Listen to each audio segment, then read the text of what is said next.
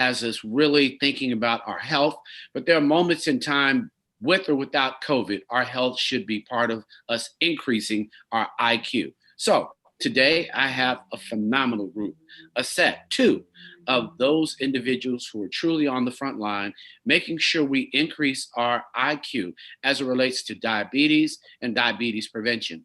One, of course, Ms. Ford, who is working very diligently to make sure that there is a community that understands and learns and actually has an app that will invite you to a new lifestyle if you're there. The other is my brother, my sister, that is Angie Stone. Love her, love you, for all that you give to the culture, all that you give in the honesty, all that you give, and not forgetting those who may not know, may not share honestly their perspective, their experience, and what they are being impacted with just based on LIFE, life, y'all. This is all about life, and that's what we want to talk about in this hour: diabetes and life, diabetes prevention and life, and increasing your IQ as it relates so that you can help not just yourself, but a loved one, someone before or someone after, so that they can cope and continue their education. So good evening, ladies. How are you? Fine, Great, fine. How are great. you? Excited to be sharing the screen with Angie Stone, I tell you that. Oh, wow. I Amen. feel like Likewise. we ought This to is break out and amazing. start singing No More Rain or something. Okay. What? Yeah. Well, Um, hopefully our education process at this point will help people to get rid of all that rain. How about that? Absolutely. so when you think about diabetes and you were first diagnosed, Angie, what were your thoughts so that you can kind of share the experience with our viewers? And then what were the next steps that a person should think about and you thought about as you had to change your lifestyle? Well, when I was diagnosed back when I was 26 years old, I've had diabetes for a very long time. Or should I say, diabetes had me for a very long time. The first thing we go through is denial. And I know that most people feel like because of their level of understanding, they can beat it. Oh, I'm not going to eat no more sugar. I'm not going to eat no more candy yams. I'm not going to eat no more of this. Until you finally understand the breakdown of how carbohydrates turn to sugar in your body, you don't know.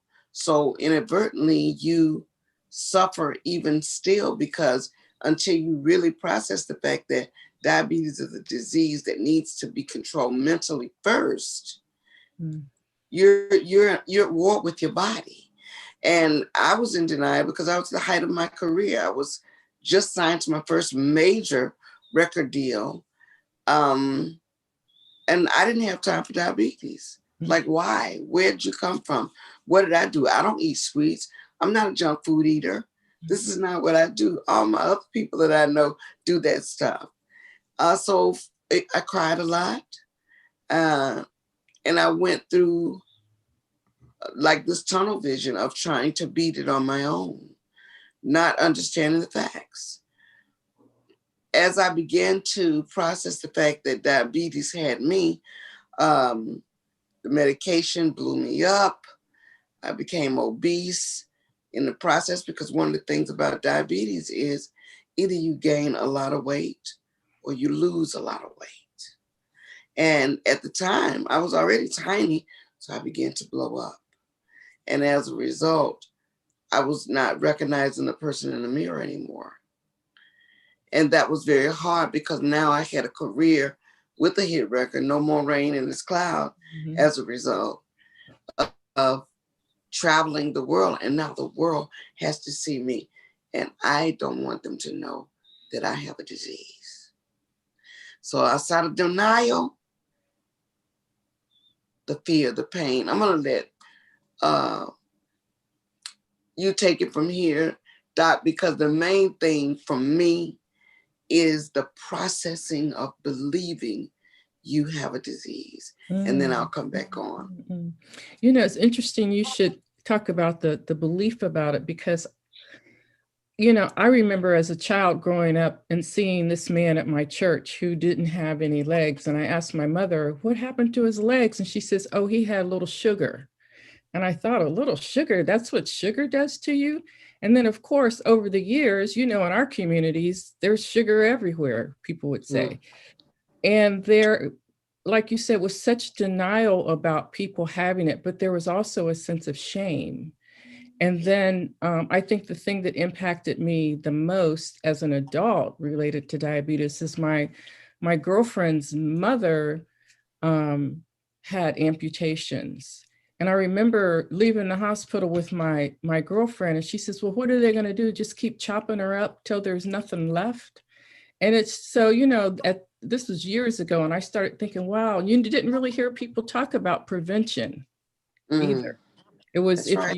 if somebody in your family had it, if your mother had it, your father, your grandmother, your brother, your sister, you were automatically going to get it. But now we know that's not necessarily true, because probably shortly after you got diagnosed, NIH funded several clinical sites around the country to to enroll people into a study, over 3,000 people who were considered with prediabetes, which means your blood glucose level is high, but not high enough to be diagnosed with type 2 diabetes.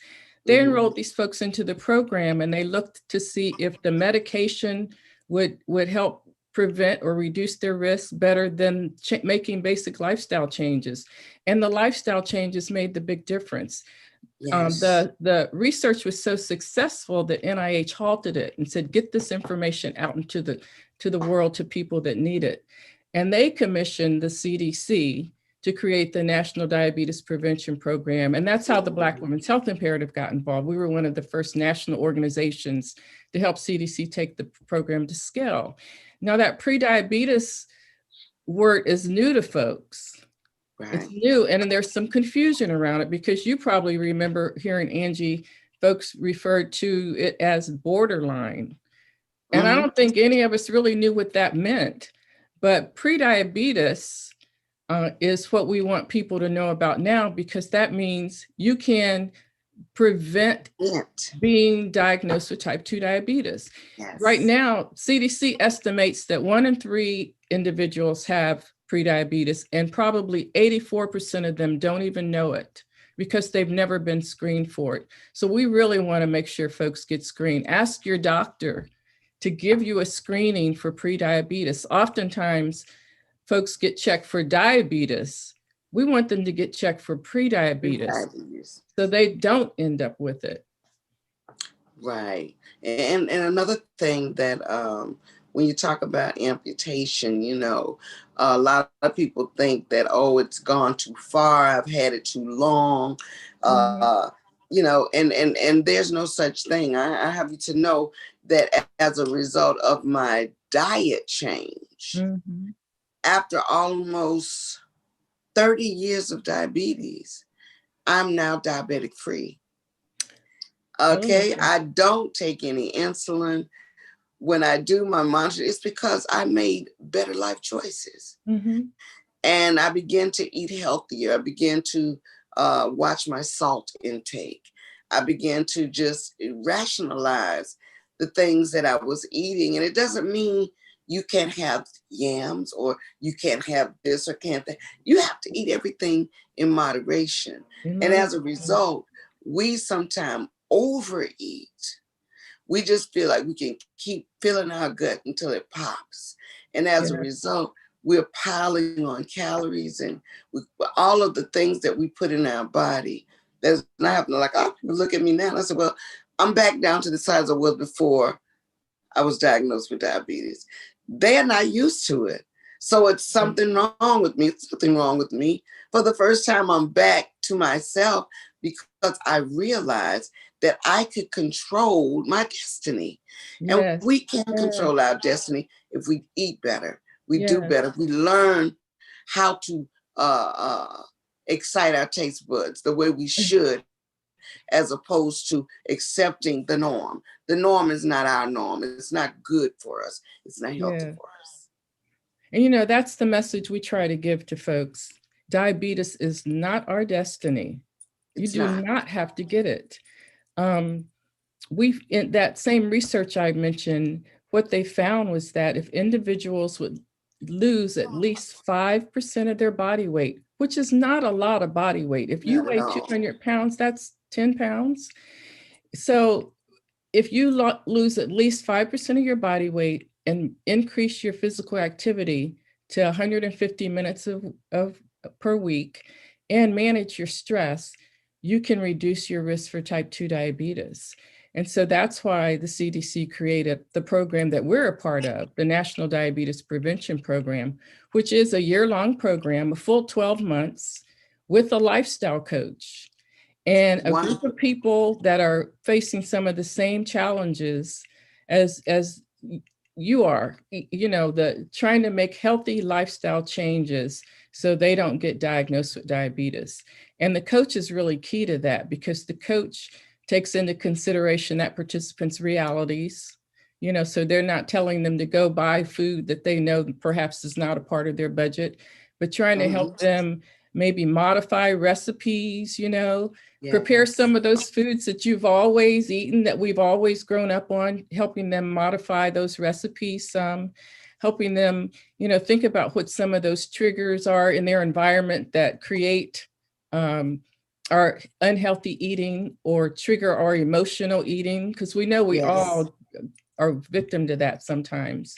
And Right. also trying to help women change their thoughts about themselves, you know, getting rid of those negative thoughts and try to help them feel and understand that they really have the power to make the changes. And like you said, it is Yes. a mind thing. It really is a mind It thing. really is. I've been so fortunate, you know, a lot of people wouldn't come forth with their issues because a lot of people are in this shameful state of mind. I've spent years hiding and denying the truth. And just recently, I was a joint chef Bennett along with Glenn Jackson on a show that they're doing talking about it's a kidney cafe and just how diabetes and how all of these things destroys our body one by one. But what we're promoting now is healthier choices in the seasonings that we Yes. use. This we're coming up on 20 years of my Black Brother anthem, and we're still pounding away at that song and singing that song. Well, it's time for us to educate our brothers and our mothers on Yes. how we can live longer, be stronger, be a definitive set of goal-minded people, because we can prove that we can beat this stuff. And if you have to use an Angie Stone as a template, I'm here. I don't mind letting the world know. Some of us go through things because we have to be an example for people who think you're the only one. You're not the only one. You are Absolutely. clearly not the only one. We are absolutely the majority. So we have to work together. And I'm so proud of what you guys are doing. Anything that I can do. Munson Steve knows me. My heart is this big. Whatever we can do to help our community and to get our people's attention, please take both my hands and pull me into the ring. We're I'm going to take ready. advantage of that. Definitely. Okay. Definitely, because I think you have a very powerful message. Very, very Thank you. powerful message.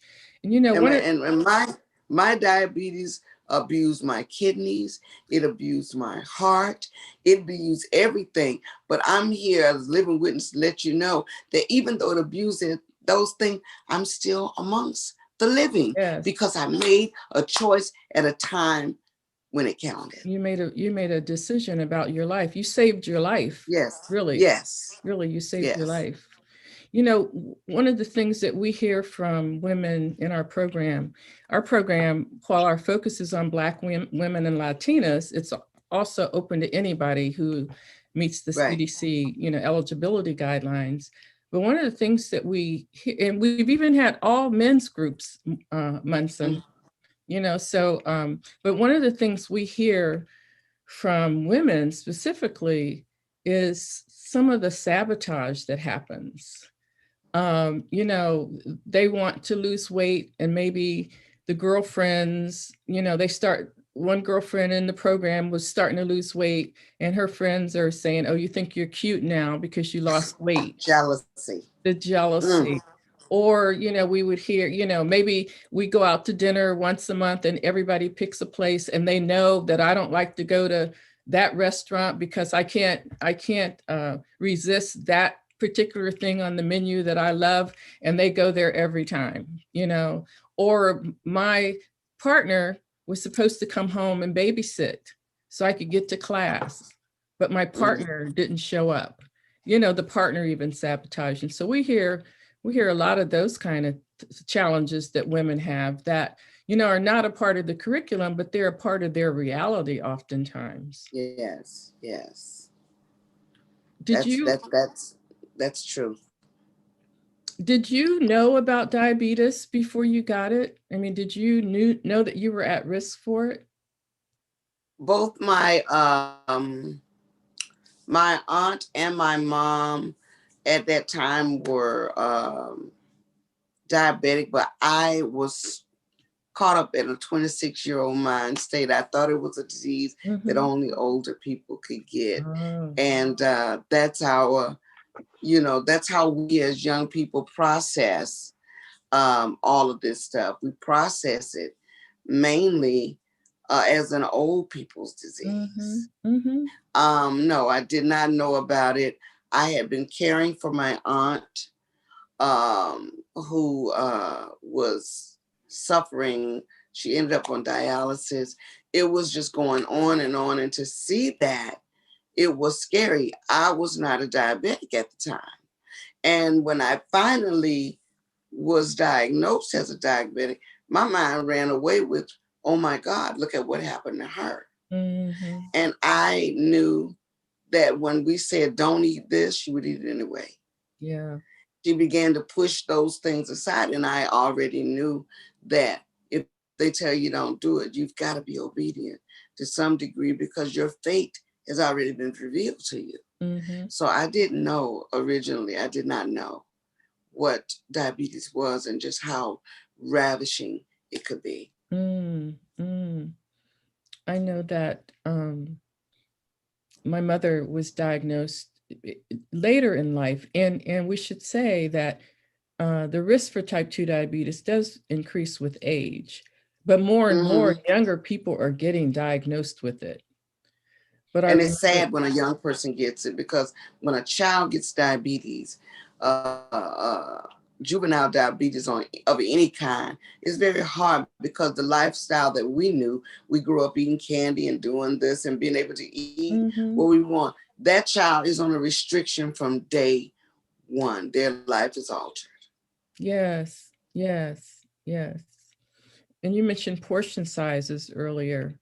That's another thing that we focus on in the program, helping folks, think about portion sizes. And even, so most folks, a lot of folks are staying home for the holiday, for the Thanksgiving holiday, but even, our culture is all about eating.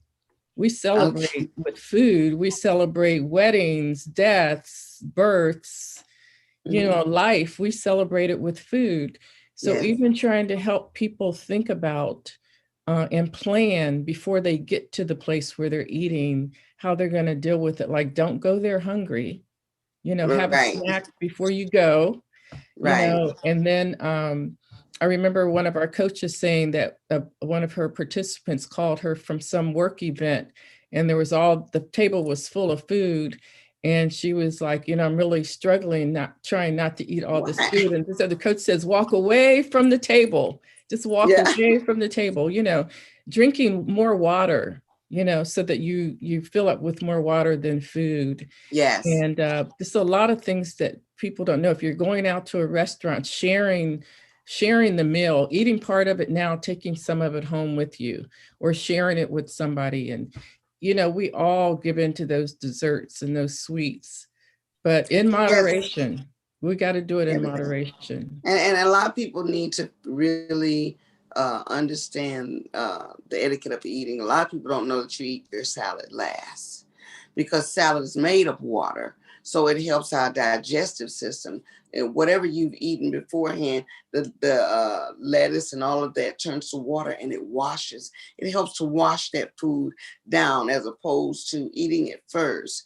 And, you know, our culture, we serve the salad first, and we all know that it's healthier to eat it last because basically you're helping to digest the food that you've taken in. I mean, I started to train myself on portions of food. It meant I could still eat what I wanted, but the saucer was this big as opposed to a plate this big.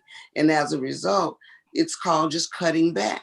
And even though you can have those same tastes, if you drink some water, like she said, and you have a small plate, you're full. It's just like when they get the lap band or lipo, their portion in their stomach is smaller, and they learn to be accustomed to eating that small amount of food. Absolutely.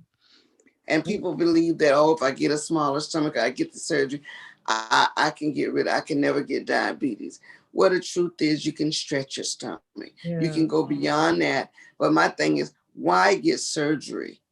Because you can't control your eating. Don't put your life at risk. If it's a mind thing, to me, it's mental. We have to discipline our mind to think healthier. We got to say, do I want to live or do I want to die? And we've got to make healthier choices. Well, I think that goes to Miss Ford, Angie, and the whole idea of being able to have coaches and accountability partners. I think for all of us, as it relates to that, why are coaches and why do you know for a fact now, Miss Ford, that coaches and accountability partners are key to individuals being? You know, it's not hard. I mean, it's not easy to change behavior.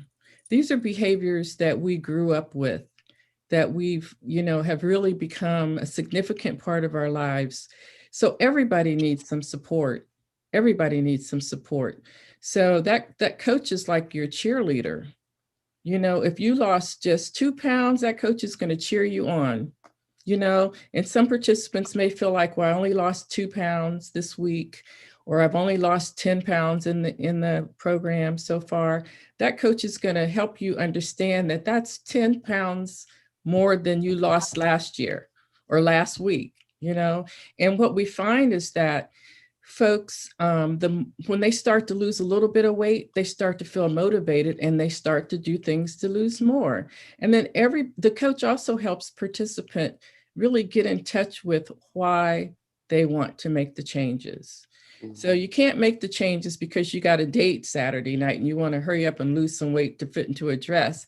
It's got to be a lifestyle change. So our goals and our vision about being healthy just have to be bigger. We have to think beyond just the immediate, but what do you want for your life? What do you want long-term? Do you want to be here for your grandchildren? Do you want to be able to play with your own kids and run and enjoy them? We just have to get people to think bigger, but that coach is key. That coach helps, like I said, helps people and even get in touch with what about being a Black woman contributes to your stress, or that maybe influences how you eat, and helping people think even deeper about the causes for what they're eating and why. I think there's a need, even Angie, when you think about lifestyle, you're on the road when we could be on the road, and you're thinking that you're up early. And so how have you learned to kind of manage your meal prep, think about being on the road and really taking care of yourself, knowing that you are moving, you're going to be up early, lack sleep. And I know sleep plays a role in all of this as well. What have you done and learned that you can share with our audience about how to, create those lifestyle changes in the midst of still having obligations? Well, in the process of traveling a lot and trying to maintain a healthy stature, traveling from place to place, not knowing exactly what the time zone is, everybody in my camp knows that wherever we go, hotel we go to, they have to have a vegetarian style meal there to give me some choices. Because a lot of times when we go places, they don't accommodate vegetarians, meaning the food is just the norm. It's oversaturated with salt.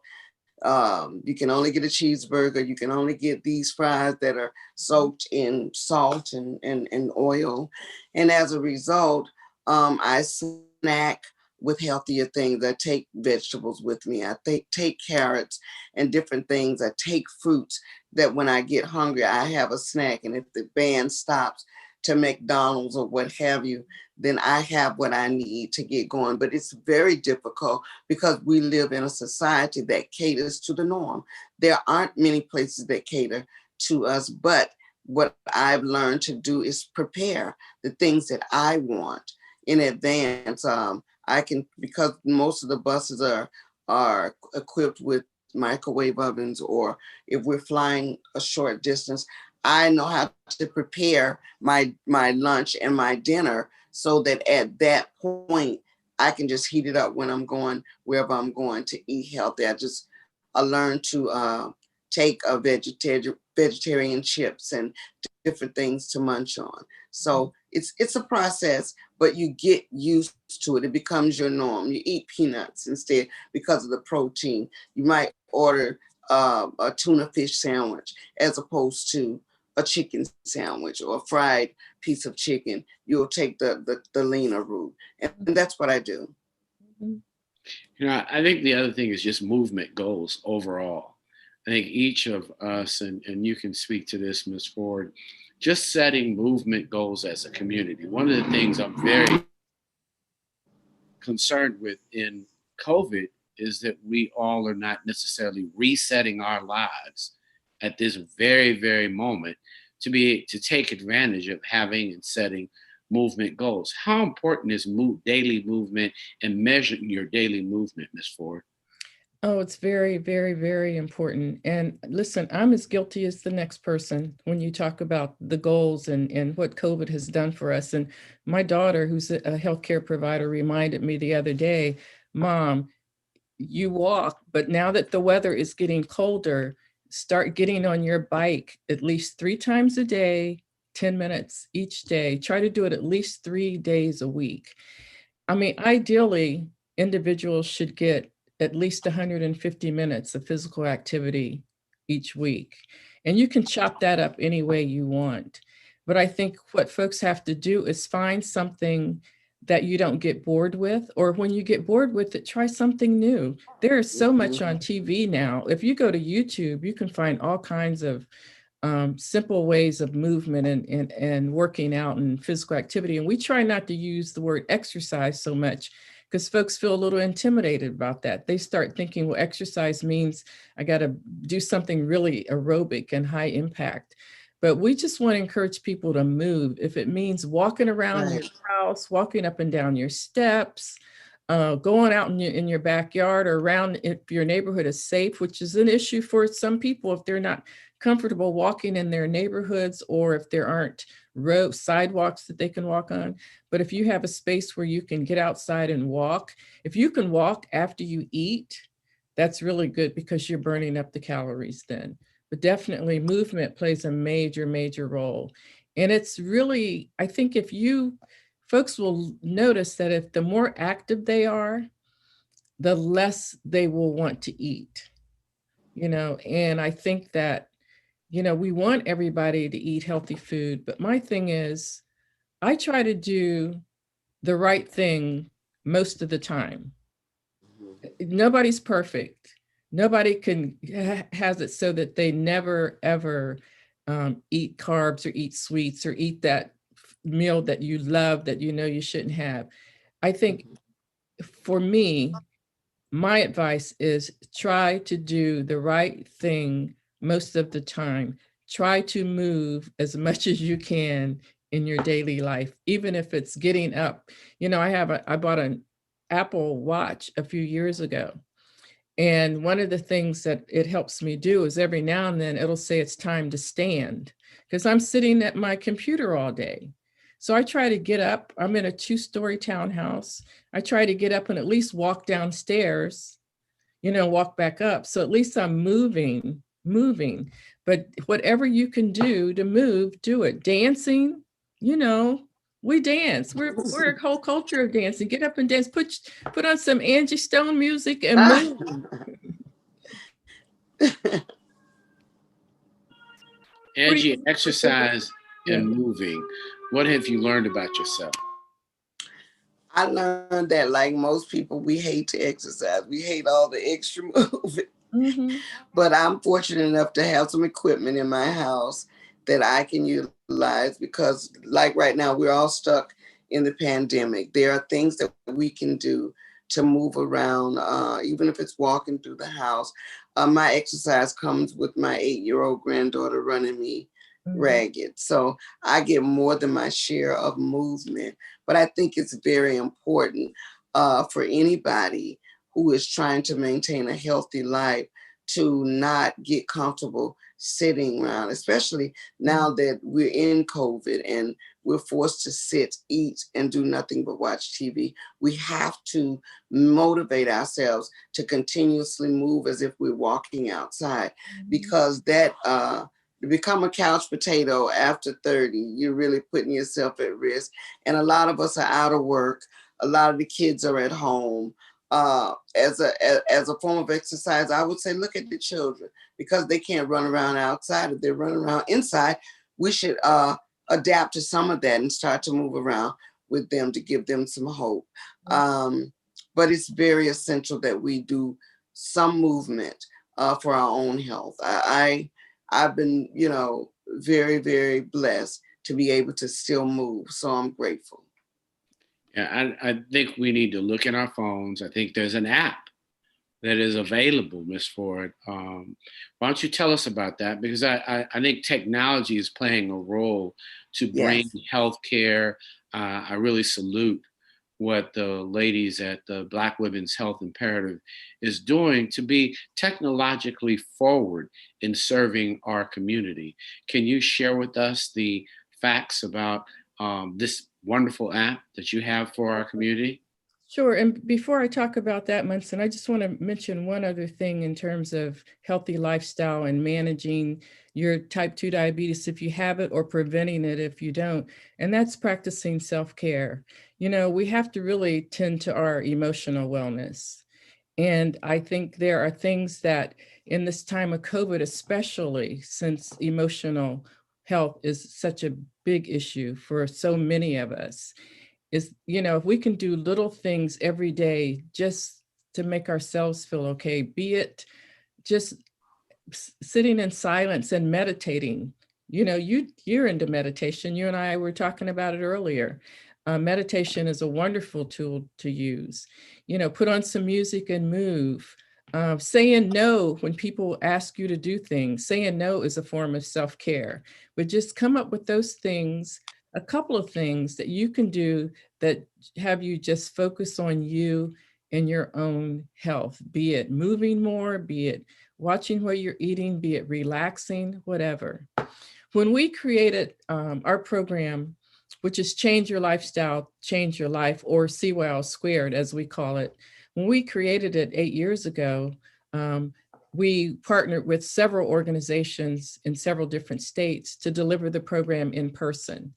And about 3 years ago, we decided we wanted to do something online so that individuals who don't want to do it in person, because everybody doesn't. That works for some people it doesn't. And for those individuals who wanted to do something online using their smartphone or their iPad or their computer, we created an app. And this was before COVID. We didn't even know about COVID when we created this. But the app, BWHI app, is in the Google Play Store and the Apple Store, available for download. Individuals can download it, join one of our communities where we're sharing lots of health and wellness information, but they can also take the CDC risk test and see if they're eligible for the prediabetes prevention program. And the program is done completely within the app. It's still with a lifestyle coach, and with live participants, but you can do it. You can be on camera just as we are and doing the class from home. Wonderful. You know, I think about the reprogramming, Angie, in this holiday. So, how are you and how have you learned to be able to socialize without affecting and impacting the disease of diabetes? Just learning how to socialize, basically because social media is right at our fingertips. One of the things that I'm starting to do, I spoke with one of my family members this morning, and because we are unable to get together as a family, we decided to schedule a Zoom family Thanksgiving meeting. So all of us are going to be on camera because you can get as many as you want on this call, but we used to practice doing it, just saying hi to everybody on Facebook, but now it has a definitive meaning because we're going to talk about making sure that we're eating healthy and making sure that we're uplifting each other. Because social media is at our fingertips, we have to promote wellness amongst our families first, and at least teach them how to educate the children that are coming for the next generation. So we've already planned that. That was our conversation this morning. So that was a great question, because I think that most families and people in general should learn how to connect the dots, because we're not at a place where we can't at least see each other. We can still see each other. So we need to definitely motivate one another as to how we're living day to day and coming through this pandemic. Mm-hmm. I think that there's a movement asunder for us all as the Black community to set new lifestyle goals. The one thing that I've learned about myself is if I don't bring it in the house, then I can't eat it. Yes. And I've found that that's a behavior. I found movement. We've got the Accountability Brothers. So it's about 10 brothers in Detroit, about 10 brothers here in Chicago, and a few in Atlanta. And we just all share our movement of the day, how many steps. And I'm not sure people know, whether you have an app or not, how much technology is on your phone. Yes. And how you can find pride in taking pictures on your walk and sharing your steps with others so that you too can count. You have to think about it, even to know that you don't have diabetes. What can you share with that individual who literally is having to take his insulin about just being able to be okay? Don't get stressed out about having the disease. What words of encouragement would you give them, Angie? Well, I would encourage everybody that's a diabetic. Like I said, it's not a death sentence. You are still in control. And as long as you're administering insulin to your body, that means that you're capable. You're not handicapped. You're in a position where you are in control of your destiny. And I would just continue to don't get frustrated, because this is your life. And the reality of it is you have a choice. And that choice is, you want to live or you want to die. And the reason I say it that way is because the more you take care of yourself, the better you become. And the more you do it, as you go along, you sit back and say, do I want to take insulin? Okay, well, maybe I ain't eating these potatoes Is today. it worth it? Start to work. Yeah, you've got to start to work towards healing completely. We cannot be comfortable with the fact that we're in this position where we stay pregnant for the insulin pen. You don't want to stay pregnant with diabetes. So you want to move into the healing lane, because as long as you're alive, you need to know that you can heal. And I think people don't think that they can heal, but get in the habit of practicing healing, and you can beat this thing. And for that individual who might be pre-diabetic, what would you say, Ms. Ford? Because we have holiday, and I think there's a lot of pressure. A lot of people eat through their pressure. What would you suggest that they do kind of going into holiday as it relates to consumption and as it relates to talking to family members to figure out, am I close to being pre-diabetic? Mm-hmm. So, it's a good opportunity for folks to have the conversation. you know, whether it's a part of their in-person gathering or their Zoom gathering, to have the conversation about, you know, diabetes in our family and who's, you know, the impact of it and how we might each be able to contribute to preventing it, not only among ourselves, but in generations to come. And also, I think folks just have to be really honest, like Angie said, about, do you want to be here beyond Thanksgiving? Is it really worth it to indulge in a way that in the long term is not going to be healthy for you?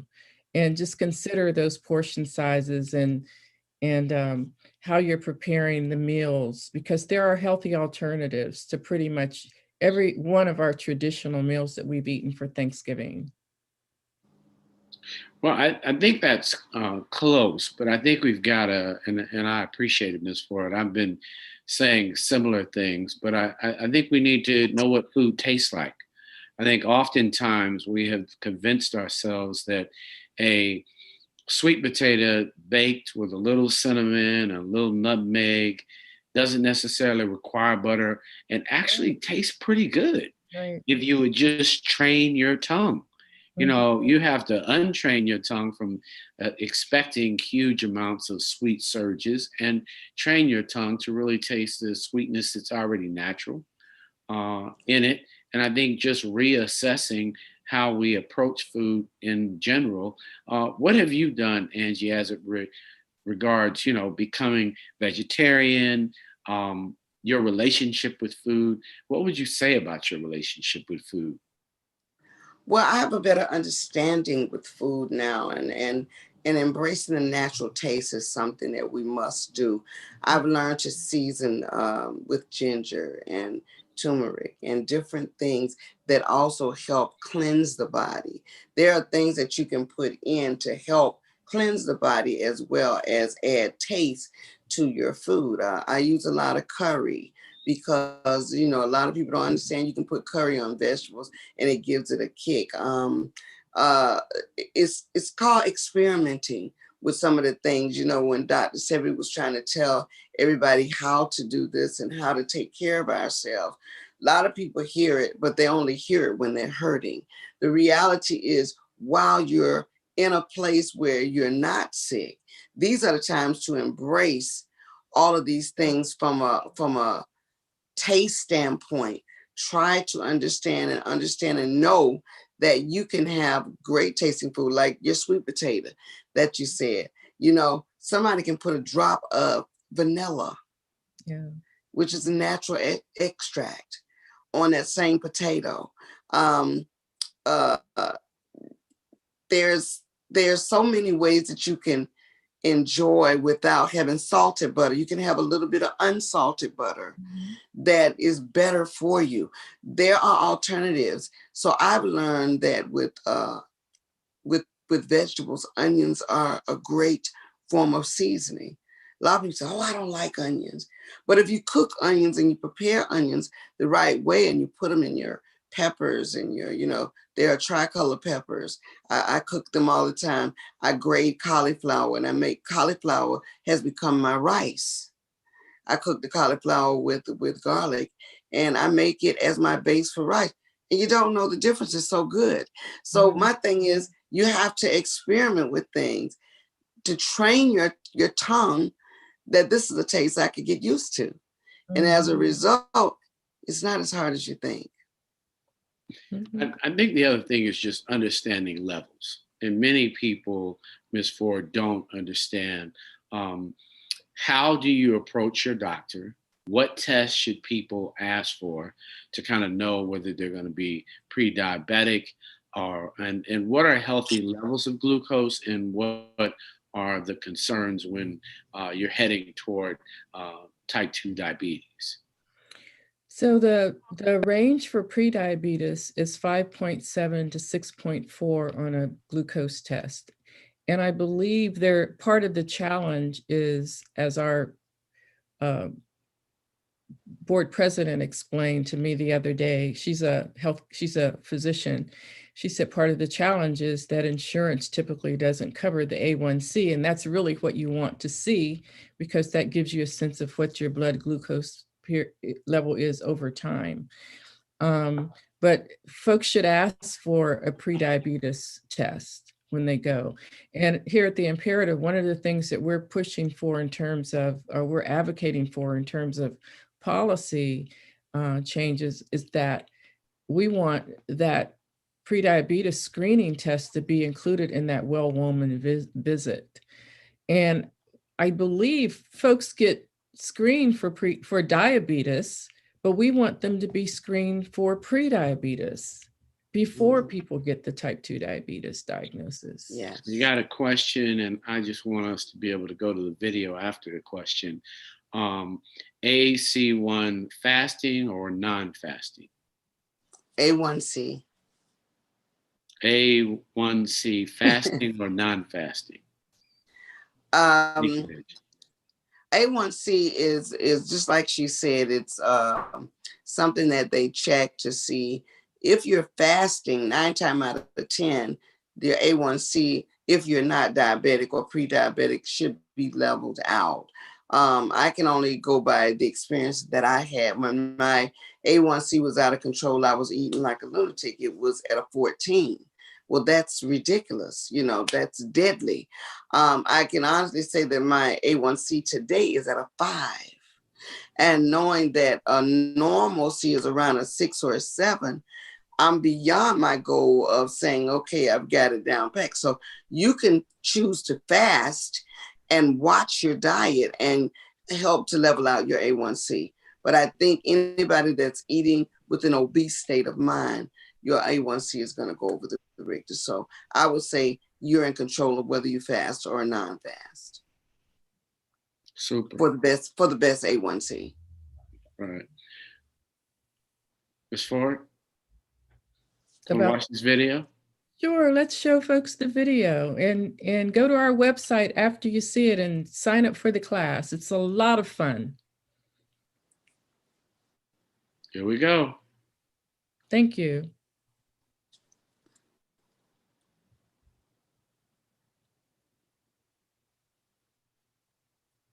You said, here we go.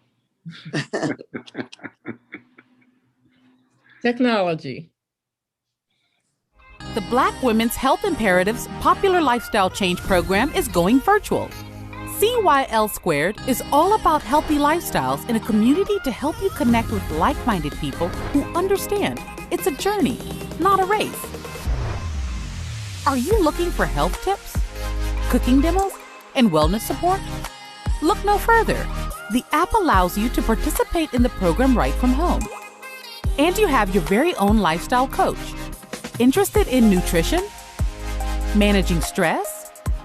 There are resources for overall health, live events, and more. The BWHI app also has communities where you can find your tribe. No matter where you are in your wellness journey, you will enjoy the CYL Squared Lifestyle Change Program offered through the BWHI app. Visit our website today and request information on how to join the virtual program.